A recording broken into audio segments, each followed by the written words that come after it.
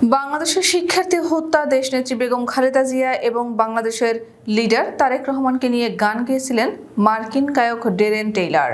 গত জুলাই মাসে বাংলাদেশে চালানো গণহত্যার প্রতিবাদে ভয়েস ফর বাংলাদেশ ডেমোক্রেসি অস্ট্রেলিয়ার উদ্যোগে বাংলাদেশের শিক্ষার্থী হত্যা নিয়ে বহির্বিশ্বের সবাইকে সোচ্চার হবার জন্য এবং ৬ বছরের অধিক গৃহবন্দী দেশনেত্রী বেগম খালেদা জিয়া এবং বাংলাদেশের লিডার তারেক রহমানকে নিয়ে গান গেয়েছিলেন মার্কিন গায়ক ডেরেন টেইলার। ডেরেন টেইলারের গানে প্রকাশ পেয়েছিল একনায়কতন্ত্র স্বৈরাচারী শাসন কায়েমের মাধ্যমে বাংলাদেশকে একটি অন্ধকারাচ্ছন্ন যুগে শৃঙ্খলাবদ্ধ করে রাখা হয়েছিল। এই চরম দুর্ভোগের সময় যার নেতৃত্ব মানুষকে মুক্ত করতে পারত তিনি ছিলেন দেশনেত্রী বেগম খালেদা জিয়া।